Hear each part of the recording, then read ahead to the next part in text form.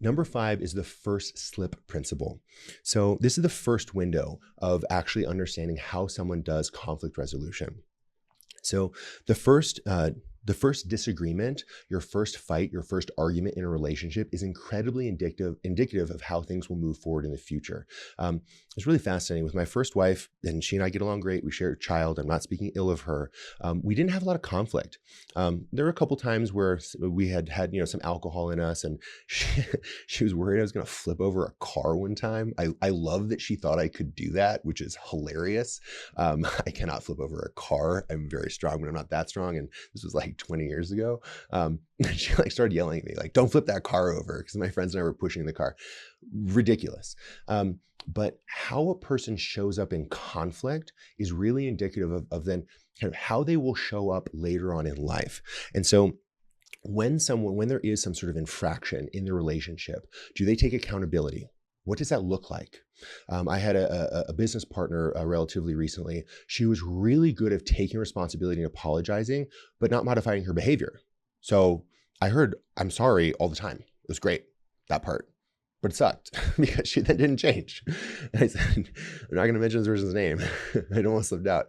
I kept on saying, I am so impressed that you are so aware of this. And why are we having this conversation again? I'm so confused. The answer is childhood trauma. And I get that and I respect that.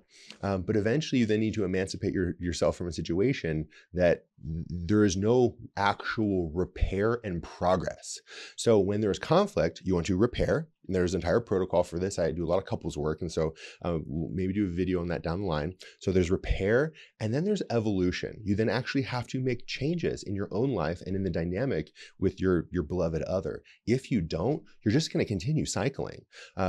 And you're in a holding pattern. It's like when planes are flying over DIA because they can't land. I mean, eventually you're going to run out of gas, and you're going to crash into the alien overlords that are under Denver International Airport. And they won't like that.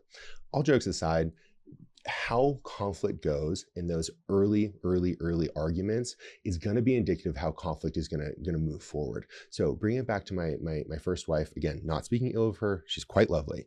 We didn't have a lot of conflict. And so because of that, once things then got hard in our relationship, once we had a child, once we had some turmoil around moving, selling our home, things like that, and then conflict did arise, we had no idea how to actually resolve conflict.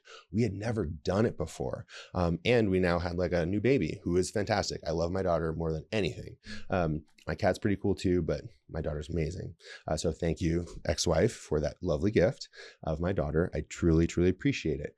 And when I reminisce back on those times, and I share this for you guys, the listeners, if you don't have a really good way to repair and then learn and move forward, then when shit does get hard, you will be completely unprepared. And you may have been married at this point, and then you will be cast out into a very difficult situation with no skills, knowing how to then actually move forward in a productive way.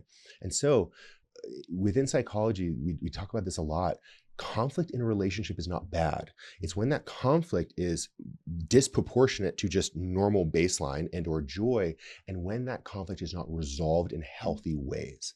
And so how that conflict goes is incredibly essential.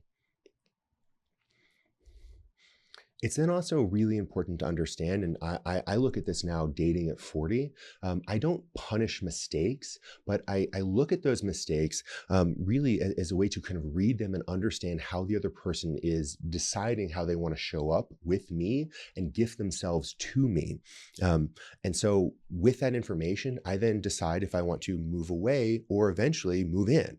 And from that perspective, it's you don't need to punish people. The greatest thing that you can do in a relationship is not actually point out other people's faults. It's really understand if you just want to be in that relationship, and if you are ready to be with that type of person. And if you are, fantastic. And then understand if it's a situation where you're just having an event or one of these vector situations. And again, a lot of the people that I talk to, they're like, I just want to date to gain experience. That is totally fine. I have been there. I did that poly as well, and I had a lot of experience. I didn't sleep around. That's not something that I do. But I dated, and I was relating to a lot of people, and you can learn things. And in those situations, what you're learning when there is conflict is how does that go? And then you learn about yourself. How do you react? And we're in a really beautiful time where we have a lot of language around this. And so I would really encourage people to understand the best thing you can do is hold those boundaries and then pull back without trying to punish.